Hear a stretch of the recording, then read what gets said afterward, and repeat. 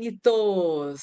Sejam bem-vindos. Eu sou Ana Paula de Souza, cientista social, gestora de negócios, neuroestrategista, apresentadora do programa Laços e Entrelaços aqui na TV Humana. A TV Humana é uma plataforma de comunicação que escolheu destacar o que nos inspira, um farol de otimismo, diversidade, inclusão e dignidade humana, que acredita no poder das histórias para transformar a forma como enxergamos o mundo. E é nesse espírito que nasce Laços e Entrelaços, um espaço para valorizar trajetórias que se conectaram à minha vida, formando vínculos reais e trazendo contribuições marcantes para a minha vida e para a minha visão de futuro. Aqui, cada episódio é um convite à reflexão, ao respeito mútuo e ao diálogo positivo.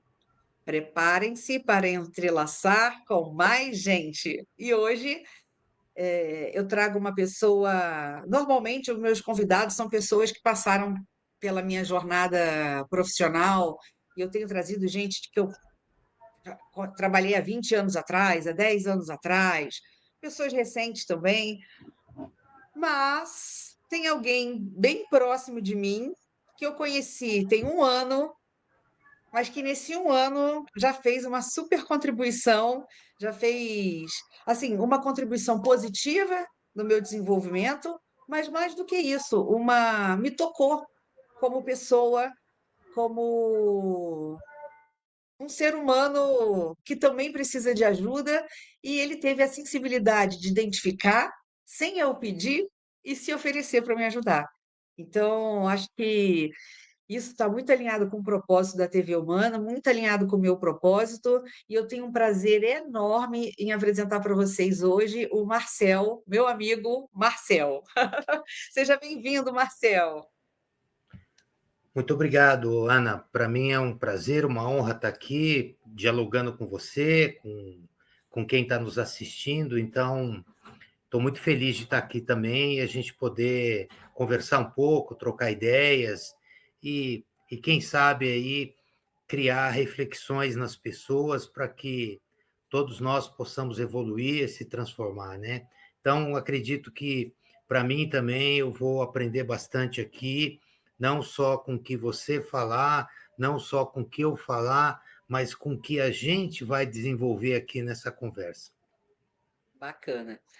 E assim, o nosso público-alvo são jovens em início de carreira ou na sua primeira liderança, e o objetivo do programa é mostrar carreiras reais, construção de carreira, a jornada, porque todo mundo tem seus percalços, a gente não. Inclusive, a minha primeira pergunta para você será: Marcel, você é o que você pensou que seria quando era criança? Você trabalha na profissão que normalmente os meninos dizem que vão ser bombeiros, policiais, que mais? Normalmente caminha por aí, salva-vida, Jogador de futebol. jogador de futebol. Conta pra gente qual era a sua inspiração quando você era novinho e se ela se realizou. Bom, Ana, essa pergunta que você me fez é uma pergunta que eu faço muito para as pessoas quando converso com elas e percebi, né, depois de dezenas, centenas de perguntas e respostas, que no fim das contas a gente sempre se reencontra com aquele sonho infantil, com aqueles primeiros sonhos que a gente teve.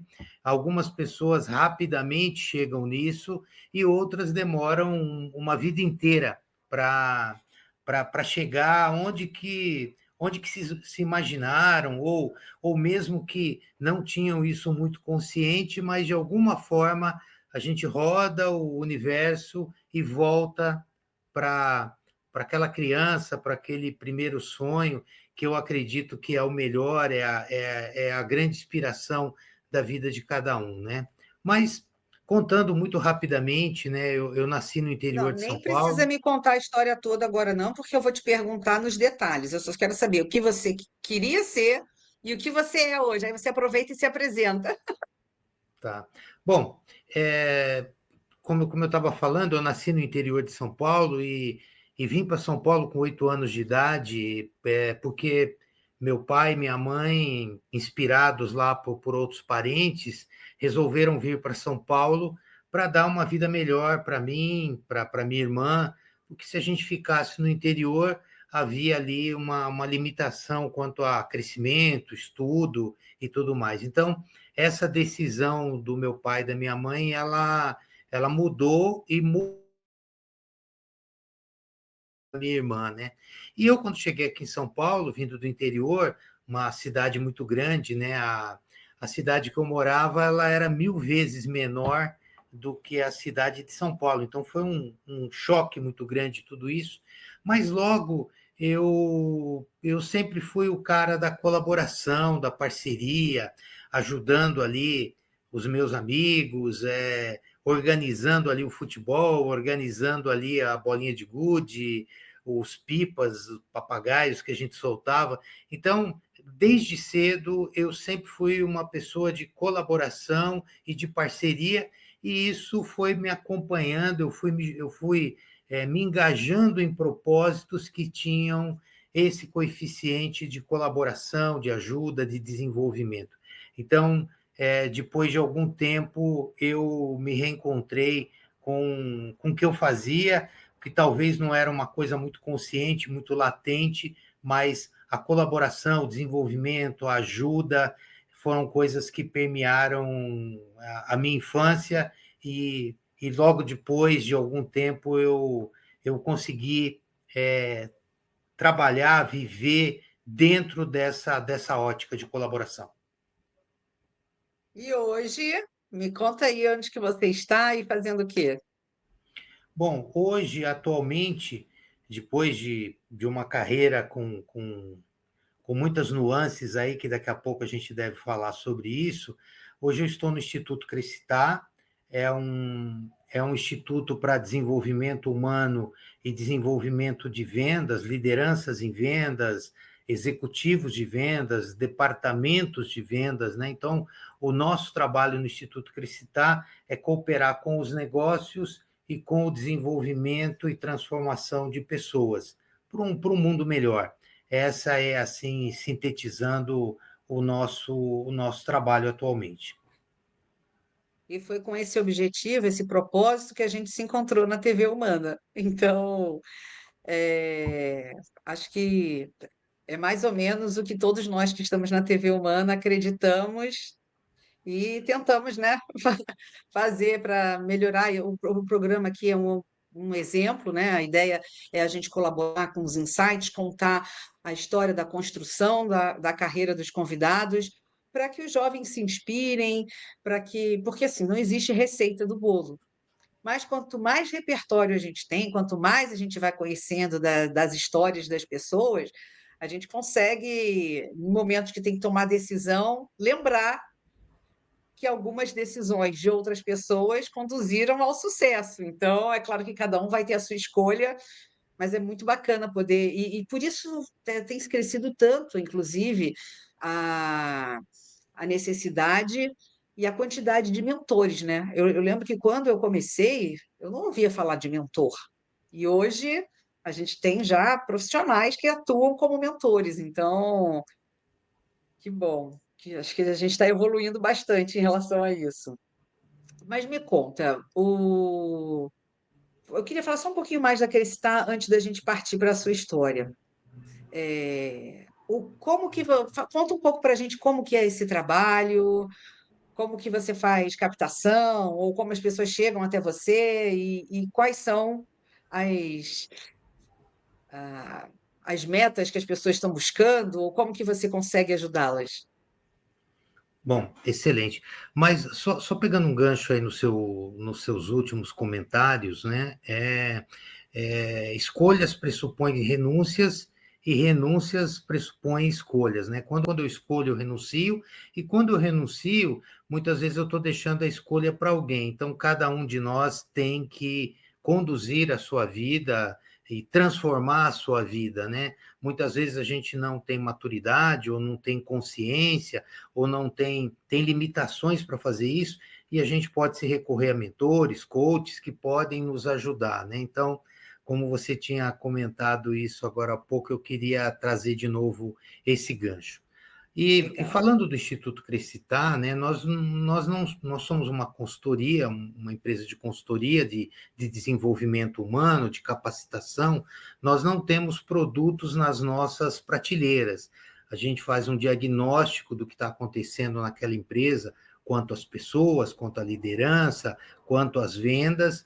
Nós somos certificados aí no DISC para se fazer assessment para as pessoas, né? Então, a partir dos assessments, a gente consegue ter um diagnóstico do que está acontecendo com aquela pessoa, com aquele departamento, com aquela empresa, e a partir daí nós vamos propor trilhas, capacitações para aquele grupo, para que eles possam evoluir. Então, geralmente, as empresas estão passando por algum tipo de desafio quanto a vender mais, ter mais margens, atender o mercado, né? O mercado está mudando muito, muito rapidamente, é muito volátil, as coisas se transformam muito rapidamente. Nós temos aí a inteligência artificial que chegou outro dia, mas hoje já toma conta de tudo. Então, essas mudanças muito rápidas, muito abruptas, elas causam alguns desafios para as pessoas, e nós ajudamos as pessoas se reconectarem, entenderem o seu papel, se empoderarem, suprirem gaps e desafios que elas têm. Então, a nossa ideia é colaborar com o desenvolvimento e a transformação da empresa através das pessoas, né? Basicamente é isso que nós fazemos, com projetos de capacitação, consultoria, mentoria. Então, basicamente, esse é o trabalho que a gente vem fazendo aí nos últimos anos. E um trabalho, assim, importantíssimo. Eu já trabalhei em grandes empresas e eu vou te dizer que, por mais empresa ou o CEO conheça do negócio, por mais que a gestão conheça do negócio, queira ou não, você fica ali muito tempo, você está olhando para a mesma coisa sempre, você só olha para o problema, você só olha para a meta.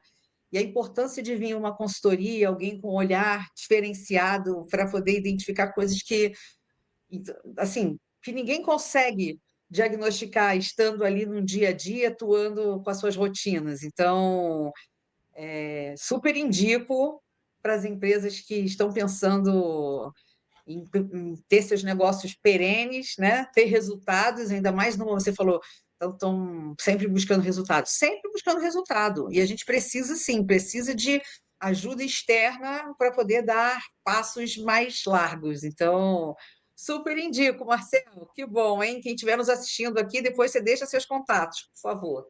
Ou melhor, a pessoa pode te achar no LinkedIn. Marcel? É, eu, eu tenho uma atuação muito grande no LinkedIn, né? A gente gera conteúdos quase que diários sobre as temáticas de vendas, comportamento, soft skills, né? Então, todo dia ou a cada 2, 3 dias tem um artigo novo sobre o tema. Então, essa é a forma que a gente divulga o nosso trabalho. Lógico, tem o nosso network, tem as recomendações, né, que nem você acabou de fazer as indicações. Então, com isso, a gente consegue chegar até os clientes, chegar até as empresas, os prospects que têm algum desafio e alguma oportunidade de crescimento. E você falou muito bem, quando a gente não está se sentindo muito bem, quando a gente não está entendendo muito o que está acontecendo, a gente vai ao médico, né? A gente vai ao psicólogo, né? A gente procura uma ajuda externa. E o consultor, ele tem esse trabalho, as consultorias têm esse trabalho, porque pode estar tudo relativamente bem, mas há um desconforto, há a necessidade de se fazer alguma coisa até preventiva com olhos para o futuro, né? Para a longevidade e perenidade dos negócios. Isso aí. Bom, mas para ser isso tudo, para fazer isso tudo, é necessário tempo, construção, investimento. E agora vamos contar como que você começou e como que você foi construindo essa carreira de sucesso. Me diga, o que te tirou da sessão da tarde Quando a gente ainda está naquela transição de jovem, adulto, como que você começou? O que que foi que te motivou a começar a trabalhar e como que você começou? Bom, quando muito garoto, muito criança ainda, lá no meu bairro, onde eu morava, a gente se juntava ali, os colegas, e a gente fazia pequenos trabalhos para os vizinhos, né? Carpir um terreno, jogar fora um lixo, e recebia uma grana ali para fazer isso, que era a grana para comprar um lanche, para comprar bolinha de gude, para comprar o álbum de figurinha, né? Então, foi assim que começou esse negócio de trabalhar, né? Mesmo que totalmente informal. Mas quando eu terminei a oitava série, meu pai falou para mim, ó, agora é a hora de trabalhar, tem que procurar um emprego, né? E assim eu comecei a procurar emprego. Eu comecei no escritório de contabilidade no bairro, né, como office boy. E, e uma coisa interessante, né, foi um detalhe bem, sim, sutil, pequeno, mas que ele fez muita diferença na minha vida toda. Depois foi quando eu fui até esse escritório, o dono do escritório perguntou para mim, né, era uma vaga para office boy, né, para fazer banco, levar documentos, aquela coisa toda. Ele perguntou para mim: você sabe onde é a Avenida Paulista? Eu falei: não, não sei onde é a Avenida Paulista. Aí ele perguntou para mim: você sabe onde é a Avenida Brigadeiro Faria Lima? São avenidas importantes de São Paulo, né? Eu falei: não, não sei onde é a Faria Lima. Quando ele foi fazer a terceira pergunta, alguma coisa na minha mente disse: diz que sabe, porque senão você vai perder o emprego, né? Aí ele perguntou: você sabe onde é a Rua da Consolação? Eu não sabia onde era, mas eu falei: sei, a Rua da Consolação, eu sei onde é. Ele falou assim: o emprego é seu. Então, eu percebi que muitas vezes, né, lógico, ele não estava perguntando para mim se eu conseguia fazer uma neurocirurgia, né? Ele não estava perguntando se eu conseguia construir um foguete. Ele estava perguntando uma coisa relativamente simples, mas eu não sabia, mas eu sabia que eu poderia aprender onde era muito facilmente, né? Não tinham, não tinha esses recursos tecnológicos de hoje, mas tinha o guia que você poderia folhear as páginas e saber onde era. Então, esse pequeno detalhe, ele foi muito importante, e isso impulsionou muitas outras coisas durante a minha carreira, de aceitar desafios, de olhar para alguma coisa e falar: pô, eu não sei fazer isso agora, mas eu vou aprender rapidamente a fazer isso, eu não vou deixar a oportunidade passar. E durante a minha vida, muitas coisas aconteceram, e eu nunca deixei oportunidades que eram viáveis, obviamente, para mim, que eu sabia que eu poderia fazer, deixar passar por medo, por receio, ou por ter, talvez, naquele primeiro momento, algum tipo de limitação ou uma crença limitante. Eu sempre me atirei às coisas novas, e isso impulsionou a minha carreira. Bom, então eu por trabalhar no escritório de contabilidade, eu fui fazer o curso técnico de contabilidade na época, né? Não tínhamos todos os recursos que temos hoje, assessments, para a gente ver qual a carreira que eu tinha mais qualidades, predicados, habilidades para fazer, e eu segui esse fluxo de trabalhando com contabilidade, fiz o colégio técnico de contabilidade. Logo depois eu fui trabalhar numa empresa de contabilidade também, fiquei 45 dias e descobri que não tinha nada a ver comigo contabilidade. Então, mas foi importante também descobrir rapidamente que não era aquilo que eu gostaria de fazer.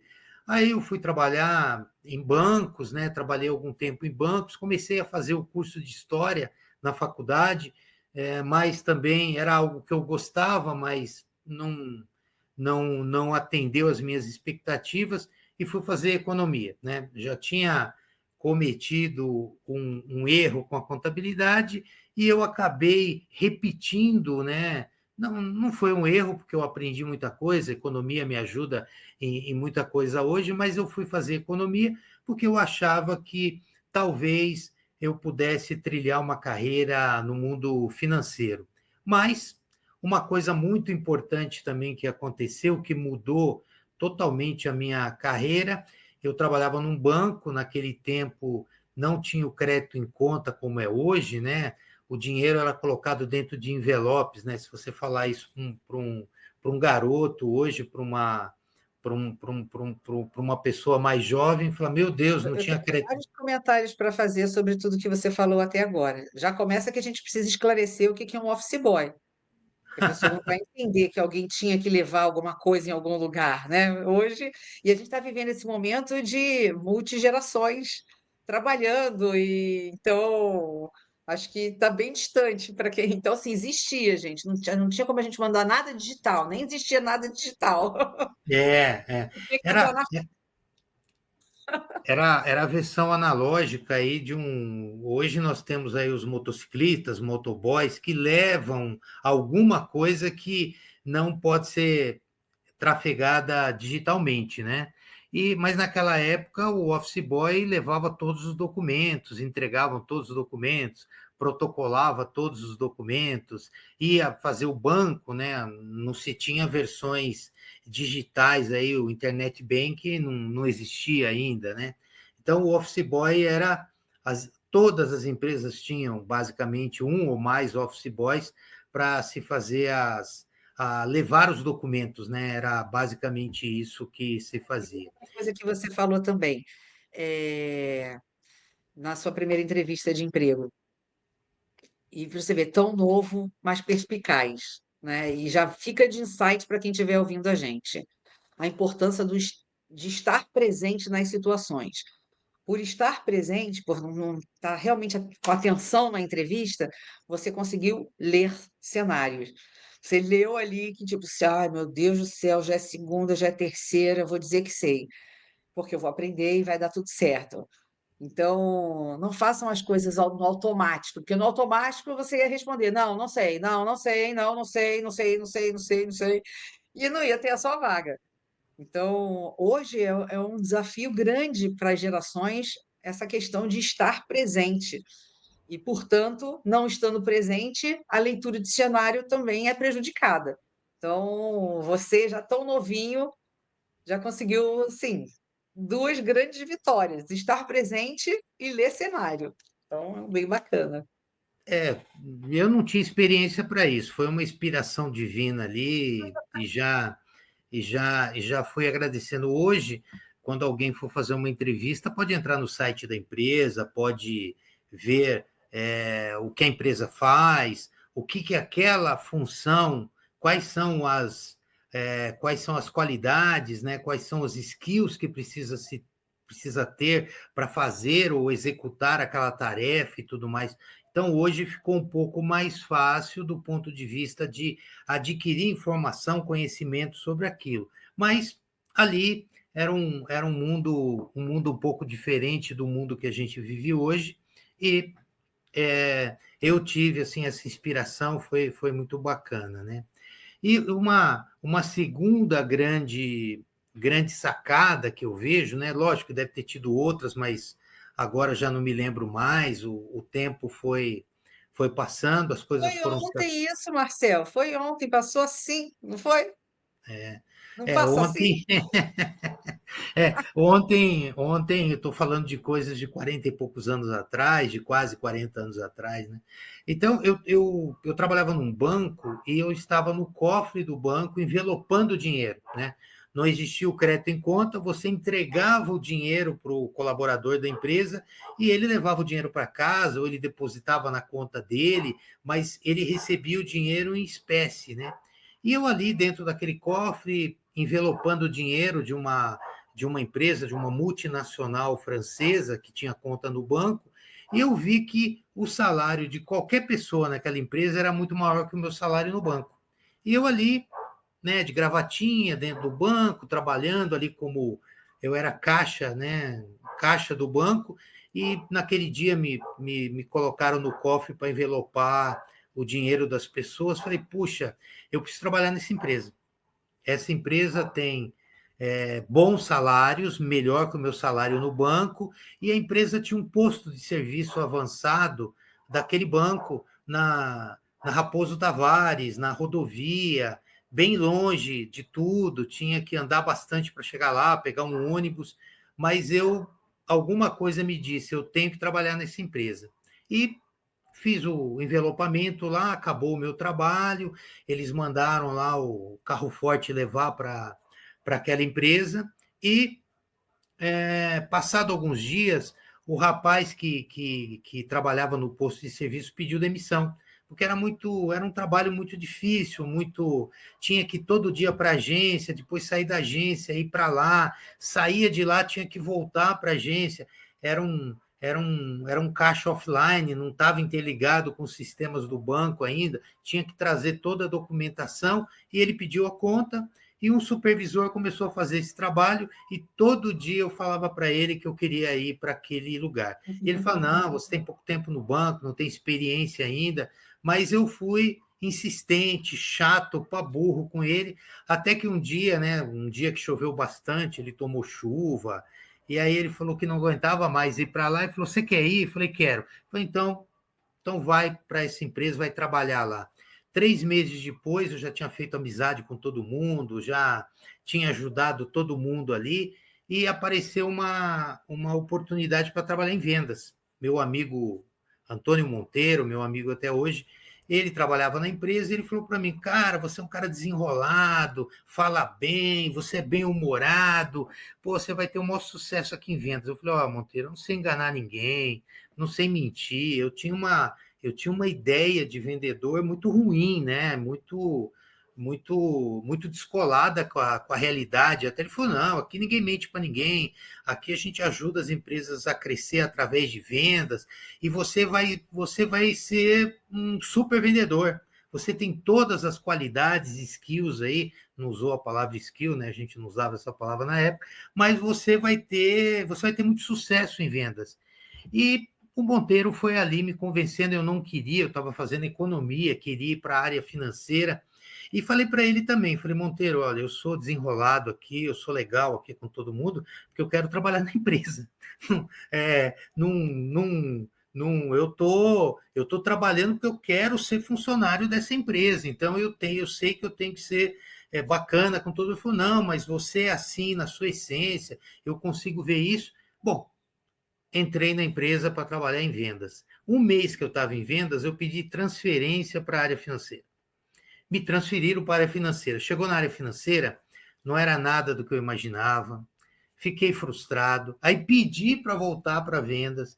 Eles me retornaram para vendas, tiveram paciência comigo e já se tem quase 40 anos que eu estou em vendas, nunca mais saí, mas foi fruto também de uma visão, porque eu vi que aquelas pessoas eram muito melhores remuneradas do que eu em vendas, né? Do que eu trabalhando naquele banco. E aí eu entrei numa carreira, minha carreira em vendas sempre foi voltada a marketing, parcerias, eu sempre trabalhei com canais indiretos de vendas, e depois dessa multinacional francesa, eu fui para uma multinacional alemã, fiquei muito tempo, trabalhei também com canais, com vendas. No meio desse período, eu fiz uma pós-graduação em marketing pela SPM, que foi algo assim que mudou bastante a minha perspectiva do que eu estava fazendo. Eu comecei a me encontrar mais profissionalmente, e depois eu trabalhei em vários outros fabricantes, voltei a trabalhar no fabricante francês, trabalhei em distribuidores, integradores. No decorrer da minha vida, eu trabalhei em 20 empresas diferentes. Para um cara X, Bagagem, hein? Que não é, não é bagagem. não é tão normal, né? Eu sempre brinco que eu tenho hardware de X e software de Y, né? Eu sempre gosto de pensar isso, e essa mudança de empresa, mudança de cultura, sempre trabalhando com vendas, com marketing, com gestão, formou o consultor que eu sou hoje. Então, depois de. E trabalhei com empresas de internet, empresas de serviço, eu pude trabalhar em vários segmentos, e isso ajudou muito a ter uma visão mais holística e conhecer várias culturas diferentes, várias formas de gestão diferentes, e aos 45 anos eu deixei a carreira de executivo e fui para a carreira de consultor. Eu já era um consultor, mas eu não tinha percebido. Quando eu me vi consultor, eu vi que aquilo não começou naquele momento. Esse processo já tinha sido desencadeado anos antes, porque eu sempre olhei para as coisas como projetos que precisavam ser iniciados, desenvolvidos e acabados. Não era uma coisa perene, era algo que eu vinha, intervia, fazia alguma coisa e depois ia para outro. Foi isso que eu fui fazendo no decorrer da minha vida nas empresas que eu trabalhei.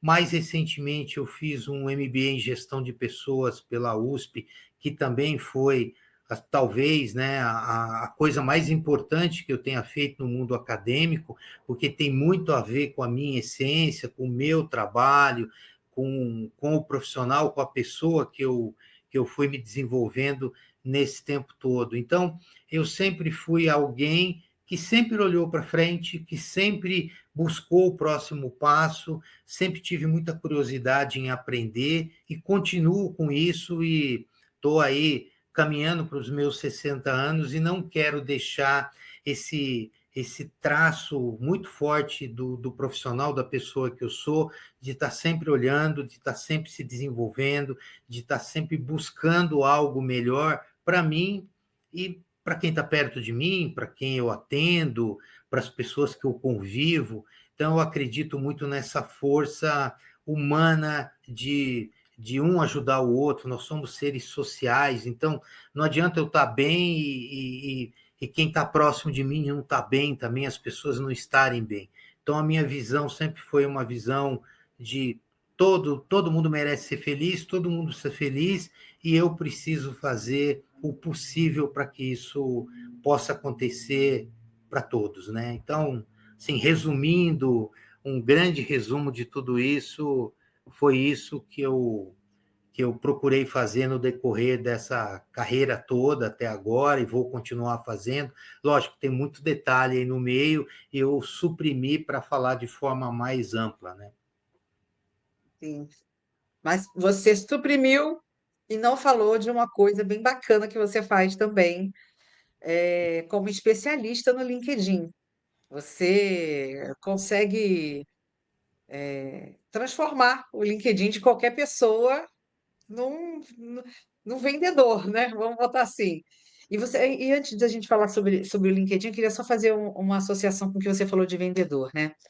Eu sou neuroestrategista, sou gestora de negócios, sou cientista social, sou técnica de processamento de dados, porque isso é como a sociedade meio que exige que eu me apresente, sabe? Assim, tipo, quais são. Mas no fundo, o que eu sou mesmo? Eu sou vendedora. Seja lá em que trabalho eu estou fazendo, mas assim, eu sempre me vejo vendendo, vendendo a mim, vendendo a minha produção, vendendo meu conhecimento, vendendo meu tempo. Então, e realmente a sociedade tem um preconceito, não tanto agora, mas, né, assim, de olhar para o vendedor como alguém que quer me enganar, alguém que vai me vender alguma coisa, alguém que vai falar o que eu quero ouvir porque quer que eu compre alguma coisa. Mas não, o vendedor é um grande aliado, e que bacana que a pessoa teve essa sensibilidade com você, não só de te explicar isso, de fazer você viver isso, mas como te dar outra oportunidade. E quando a gente vê hoje a geração nova, talvez, e aí assim, eu quero até fazer chamar a atenção, porque as novas gerações, independente se é X, se é Z, se é Y, quando eram novas, todo mundo passa por esse momento de incerteza, de não saber o que que vai ser, não saber qual que é a sua aptidão. Precisa ir treinando, precisa ir testando, precisa ir quebrando a cabeça. Então, assim, bem inteligente a empresa que consegue dar uma abertura para que a pessoa se encontre no seu setor certo, se encontre fazendo aquilo que é o seu dom, que aquela pessoa só vai saber exercendo. Então, você ali ganha um talento, né? Ninguém vai chegar pronto. Então, achei bem legal você falar isso. E voltando agora para o LinkedIn, me conta esse trabalho aí, como que você virou expert? Bom, esse expert aí, a É sim, gente. porque me ensinou um monte de coisa. Bom, a minha história com o LinkedIn lá atrás, né? Quando eu vi o LinkedIn, antes aqui no Brasil tinha uma outra rede que tinha até um pouco mais de espaço, chamada Plaxo, né? O meu primeiro perfil eu fiz no Plaxo um pouco antes do LinkedIn. Era uma rede que estava muito forte no Brasil e na América Latina também. O LinkedIn algumas pessoas no Brasil já tinham esse perfil, porque tinham alguma ligação com os Estados Unidos, então, nos Estados Unidos o LinkedIn já era bem mais usado e tudo mais.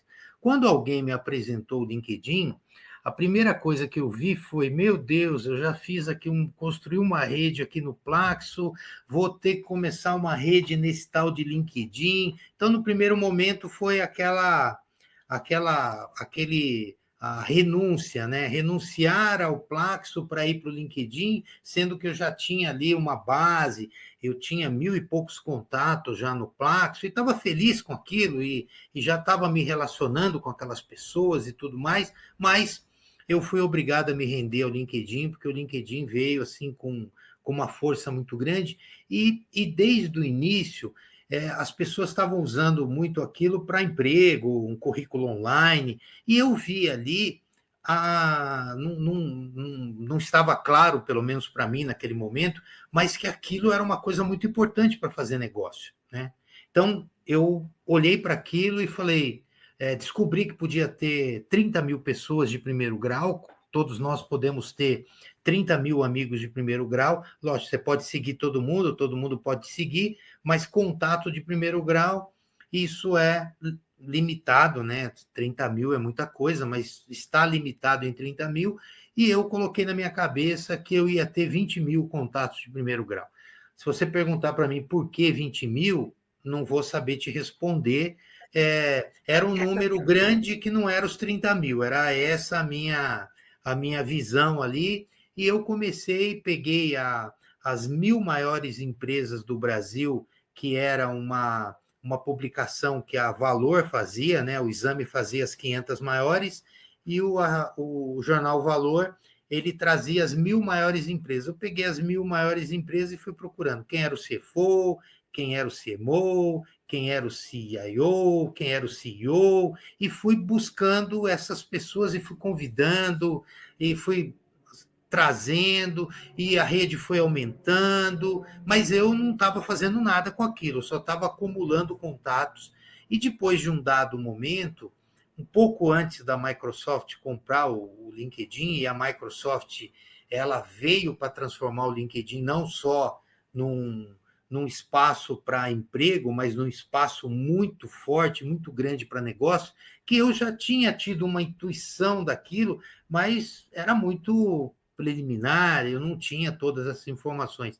E eu comecei a interagir com essas pessoas, e interagir de verdade, oferecendo ajuda, recebendo ajuda, parabenizando, e esse relacionamento que eu fui criando nos últimos anos, eles foram me ajudando muito a fazer negócios, conhecer pessoas, conectar pessoas, mas foi tudo muito empírico, muito ali no dia a dia, experimentando coisas, ouvindo relatos de pessoas, e eu descobri que o LinkedIn e a vida real é a mesma coisa, né? Se a gente se relaciona por meios digitais, eu também me relaciono por meios presenciais, e é a mesma coisa. Né? No LinkedIn, assim, as pessoas convidam sem nenhuma mensagem.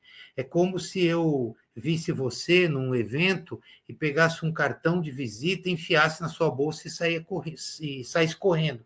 Você achar que eu sou louco. Mas na rede social as pessoas fazem isso. Elas se conectam, alguém não fala nada, quem aceita o convite não fala nada, e fica ali um depósito de relacionamentos.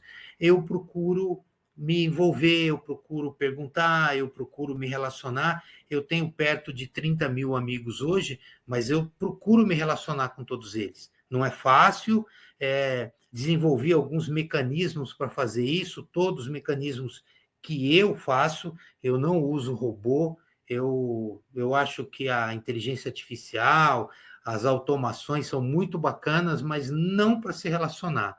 Eu decido me relacionar com as pessoas e isso tem sido muito bom nos últimos anos, tem me gerado muito relacionamento, muita coisa bacana, muita colaboração de ambos os lados. Então, eu estou muito feliz com todos os meus amigos, nem todos eu conheço pessoalmente, nem todos eu tenho a oportunidade de conversar, que nem estou tendo aqui com você, mas eu estou ali sempre disposto a colaborar e eu recebo muita colaboração das pessoas também. É um instrumento muito importante, depois da pandemia se tornou mais vital ainda, porque as pessoas se relacionam muito digitalmente. As novas gerações, elas preferem o relacionamento digital do que um relacionamento presencial, mas ele é real também. Ele é digital, mas ele é real. Ele existe, não é uma ficção. Então, para mim, tem sido muito bom, porque há mais de 10 anos eu invisto, eu aporto meu tempo, meu conhecimento, e todo dia eu descubro uma coisa nova sobre o LinkedIn. Quando eu vejo alguém escrevendo sobre o LinkedIn, fazendo uma palestra sobre o LinkedIn, eu procuro participar para aprender coisas novas, porque ninguém vai saber tudo. O LinkedIn é a vida, né? Lá dentro está aportado a vida, a profissão, os relacionamentos de muitas pessoas, então seria é, algo assim, ninguém vai conseguir dominar tudo aquilo, mas eu procuro ao máximo aprender e me relacionar com isso. Quando você gosta de alguma coisa, quando você se relaciona com aquilo, a tendência é que você aprenda muito e aquilo seja bom para você. Então, a minha relação com o LinkedIn hoje é essa, uma relação assim, de gratidão, de amor, de para mim é algo muito importante. De manhã eu olho o meu LinkedIn antes do meu WhatsApp, antes do meu e-mail, porque é algo muito importante para mim. As outras redes eu uso muito pouco, porque também não dá para você ficar o dia inteiro dentro das redes, mas o LinkedIn tem um olhar, um foco muito especial da minha parte. E você falando do eu ajudo, eu sou ajudado, eu lembrei daquela visão que você me falou do ciclo virtuoso. Então, se você puder falar novamente, né, que um ajuda o outro, e aí você falou de Deus, enfim, fala novamente aí, por favor. No off ali a gente estava falando, e eu falei sobre a contabilidade divina, né? Isso, Então, olha que legal. eu ajudo alguém, que ajuda alguém, que ajuda alguém, que ajuda alguém. Tem vários filmes sobre isso, né? Dessa gentileza gera gentileza, que é, eu não preciso ser ajudado pela pessoa que eu ajudei. Talvez aquela pessoa não possa me ajudar naquele momento, mas ela pode ajudar alguém. Então, esse sentimento, né? Tem até uma palavrinha bonita, netweaving, né, que é o network sem esperar nada em troca. Eu conheci esse termo, tem até uma sociedade brasileira do netweaving que eu pude participar. Eu escrevi alguns capítulos de livros também nesse período de pandemia, coordenei alguns livros sobre venda, sobre soft skills, estou num projeto agora de um livro de ESG, tem um outro projeto que eu estou começando de um livro sobre desenvolvimento humano. Então, esse movimento literário também entrou na minha vida, entrou para ficar também. As pessoas podem falar, pô, mas um livro físico, né, ou digital, ainda ainda é muito importante. O livro é algo vivo, né, porque você se interage com as pessoas, podem ler o capítulo e depois se conectar comigo, a gente pode trocar ideias, né? É, vira e mexe, eu escrevo um artigo de algo que eu estava falando com alguém e a pessoa me gerou um insight ali. Por exemplo, eu vou escrever um artigo sobre contabilidade divina, né? Já botei aqui na minha cabeça, a gente falou sobre isso. Então, é muito importante que, lógico, eu não posso ajudar alguém me atrapalhando, né? Eu falo muito do avião, né? As máscaras, quando as máscaras caírem, coloque primeiro em você e depois nas outras pessoas, porque senão você pode pensar em ajudar os outros e morrer sufocado. Então, primeiro você tem que se ajudar, primeiro você tem que estar bem e depois você ajuda as pessoas e as pessoas ajudam você também. Isso é muito legal. A gente tem que deixar talvez um pouco de orgulho de lado, né? De dizer eu ajudo todo mundo e ninguém precisa me ajudar, né? Eu sou autossuficiente. Ninguém é autossuficiente. Nós somos pessoas necessárias e necessitadas de ajuda. Então, é muito legal quando a gente pode contribuir com os nossos semelhantes, ou com o planeta, com os animais, com a natureza. É muito importante você estar inserido e você ser um agente transformador positivo do meio que você vive, né? Então, eu talvez não consiga mudar o mundo, mas eu posso mudar a minha vida, o meu entorno, e eu posso mudar com o mundo também, me adaptando, me flexibilizando e podendo ser um agente positivo. Então, é nesse sentido que eu acredito muito nessa. Meu primeiro curso técnico lá de contabilidade, né, uma outra contabilidade também super necessária, importante, mas não tinha a ver comigo, mas essa contabilidade divina, eu acredito que tem a ver com todos nós. É isso, legal.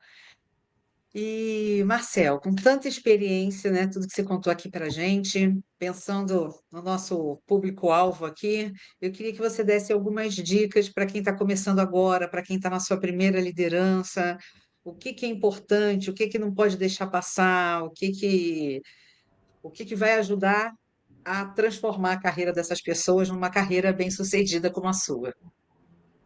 Bom, eu acredito, né? Eu gosto muito da minha carreira, né? Primeira pessoa que tem que gostar da carreira somos nós mesmos. Obviamente, poderia, né? Poderia, mas ela é o que é e eu estou muito feliz com ela. Eu tenho filhos, né? De 24 a 14 anos, tenho 3 filhos, e eu olho muito para a vida deles, né? As novas gerações são melhores, tudo que é de última geração é melhor, né? Então, os nossos filhos, os nossos netos são melhores do que a gente, e eu vivo hoje na geração deles, né? Eu tenho que me adaptar também, eu não posso entrar aqui e falar, tem que ser assim. Eu tenho que saber me adaptar, me flexibilizar, não preciso gostar de tudo, aceitar tudo, mas eu tenho que respeitar o que está sendo feito. Então, para os Entender, né? jovens de hoje, para os Respeitar e jovens, entender, porque às vezes, se não, você está não, não, fechado, não você é não simples, né? aprende. Não é simples, mas eu sempre digo que os netos sempre chocaram os avós em qualquer momento da história. Volta 150 mil anos, volta 2.000 anos, volta 100 anos, os netos sempre chocam os avós e nessa geração não seria diferente, né? Então, talvez a velocidade é muito maior do que nos tempos anteriores, mas é uma evolução, né? Nós estamos evoluindo. Algumas coisas parecem que não estão legais, mas em outros aspectos muita coisa melhorou, né? Muita coisa evoluiu positivamente. Então, para o jovem de hoje, o que, que eu diria? Né? Hoje você tem mais instrumentos para poder se informar, para poder ter conhecimento, para poder saber o que, que é bom para você e o que não é, diferente de gerações anteriores. Lógico que hoje também são muitas escolhas, né? E antes você tinha o leque de escolhas era menor, então tá tudo certo, né? Você tinha menos oportunidades e menos escolhas. Hoje você tem muito mais oportunidades e muito mais escolhas. Isso é muito bom. Então precisa se preparar, precisa se entender. O autoconhecimento hoje é algo que todos nós podemos fazer de uma maneira muito mais fácil do que antes. Então, quando você se conhece, você descobre qual é o teu propósito mais rapidamente. E aí você pode se engajar em causas, em entidades, em empresas que têm a ver com o teu propósito. Eu acredito que isso seja uma chave para o sucesso das pessoas, é você fazer aquilo que te faz melhor, que te faz feliz, que te faz mais a cabeça, como aquela filosofia japonesa, o Ikigai, que diz que você, quando você gosta de alguma coisa e você começa a fazer aquilo, você fica bom naquilo. Então, você gosta de algo, fica bom naquilo, aquilo tem que ser bom para outras pessoas e você minimamente precisa ser remunerado por isso. Então, alguém que faz o que gosta, é bom naquilo, aquilo é bom para as pessoas e ele recebe por isso, ele encontrou o seu propósito, por que você acorda de manhã e encontra o seu propósito. Então, a coisa mais importante que eu vejo é encontrar o seu propósito de vida e se engajar em causas que têm a ver com aquele propósito. E aí você vai ser feliz, e quem é feliz não necessariamente trabalha, ele está fazendo algo que faz a cabeça, que deixa feliz, e uma pessoa feliz faz os outros felizes também. Então, muitas vezes a pessoa é muito boa em algo, mas ela está no lugar errado, fazendo algo que não tem a ver com ela, que tem alguém que sabe fazer aquilo. Então, o grande lance é colocar as peças certas nos lugares certos, e hoje a gente tem mais instrumentos para isso. Temos coaching, temos mentoria, temos assessment, que ajudam as pessoas a encontrar o seu propósito. Então, antes de olhar e fazer algo que alguém queira que você faça, o pai, a mãe, algum parente, ou algo que você acha que vai te dar mais dinheiro, você vai ganhar muito mais com aquilo, procure fazer algo que te faça a cabeça. Eu comecei minha carreira sem esses coeficientes, eu fiz uma grande mudança por questões financeiras, mas eu me encontrei. Ali estava o que eu buscava, né? Existia ali uma coincidência, coisa que eu não acredito, né? Eu sempre acredito que tem uma providência divina cuidando de tudo e é só você entrar nesse fluxo que as coisas aconteçam. Então, em primeiro lugar, encontre o seu propósito e depois todas as outras coisas vão ser acrescentadas aí na tua carreira. Tenha disposição para isso, tenha abertura para isso, ouça mais o seu coração e também ouça as pessoas que estão do seu lado, mas confie na sua intuição, naquilo que fala alto ali na sua mente e no seu coração. É isso que eu diria para os jovens hoje. Não, e aí, assim, não é nem para os jovens, ok, mas acho que vale para todo mundo. Você falando, eu estou aqui já na minha cabeça pensando, vou atualizar meu Ikigai agora. Não, mas você é jovem É. também, né? Eu digo que eu sou jovem há mais tempo, mas eu sou jovem. Ah, meu Deus, que legal. Marcel, que maravilha, que bate-papo maravilhoso. Estou muito feliz por essa oportunidade. Acho que até pelo tempo, dá para a gente ficar falando aqui mais 1 hora, mas acho que não vão querer ficar assistindo a gente tanto tempo. Hoje tudo tem seu tempo, né? Tem seu tempo, é. Assim, muito obrigada pela presença, pela disponibilidade, pelos ensinamentos, por você ser essa pessoa que você é até hoje, desde garotinho até hoje, não ter perdido a sua essência. E é por isso que nessa contabilidade você está com muitos créditos aí, tá? Nessa contabilidade divina. E eu sou Espero que testemunha, sim, espero que sim. tá? E eu sou testemunha que É bom a gente estar com crédito, né? Porque a gente não sabe o às vezes dá dia uma de amanhã. escorregadinha, né? Vai, precisa usar Ah, o sim. crédito, então. Sou tão humano Bom, quanto todas as pessoas. e eu sou prova viva de que você vive com intensidade tudo isso que você falou, porque eu sou uma dessas pessoas impactadas. Então, muito obrigada e até a próxima. Obrigada. Muito obrigado, eu que agradeço. Foi também uma delícia estar aqui com você. Espero que tenhamos mais oportunidades como essa. Muito obrigado. Foi um prazer, uma honra estar aqui. Obrigada. Tchau, tchau. Tchau.